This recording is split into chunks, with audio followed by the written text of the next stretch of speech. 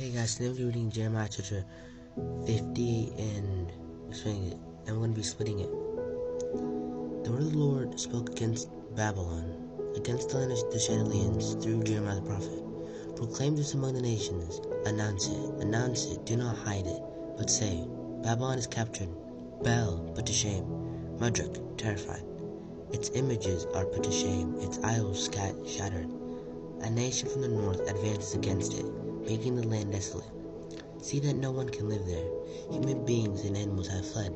In those days, at that time, over the Lord, Israelite and Judite shall come together, weeping as they come to seek the Lord their God. They shall ask for Zion, seeking out the way. Come, let us join ourselves to the Lord, in an everlasting covenant, never to be forgotten. Lost sheep were my people, their shepherds mislead them, for leading them astray on the mountains, from mountains to hills, to hill. They wandered, forgetting their fold. Whoever happened upon them devoured them. Their enemies said, We are not guilty, because they sinned against the Lord. They abode of justice, the hope of their ancestors. Flee from the midst of Babylon. Leave the land of the Chaldeans. Leave the land, be like rams at the head of the flock. See, I am stirring up against Babylon, a band of great nations from the land of the north.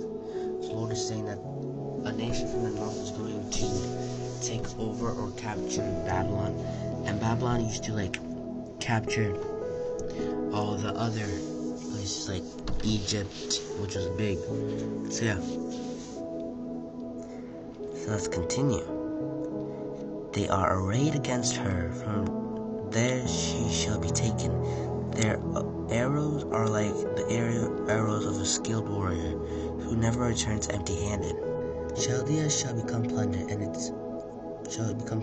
all its plunderers shall be enriched.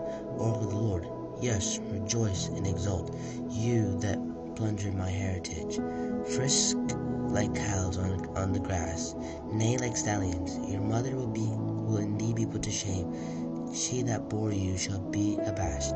See, the last of the nations, a wilderness, a dry wasteland. Because of the Lord's wrath it shall be uninhabited. Become an utter wasteland. Everyone who passes by Babylon will be appalled, and hiss at all its ruins. Take your posts encircling Babylon, you who bend the bow. Shoot at it, do not spare your arrows. Raise the war cry against it on every side. It surrenders, its bastions fall. Its walls are torn down. This is retribution from the Lord. Take retribution on her, as she has done to her. For she sinned against the Lord. Cut off the sower from Babylon, and those who wield sickles at harvest time. Before the destroying sword, all of them turn their back to their own people. All flee to their own land. So the reason why the Lord is doing this is because they have not listened, or they have sinned against the Lord, and maybe other stuff. Yeah, I don't know. It doesn't really say.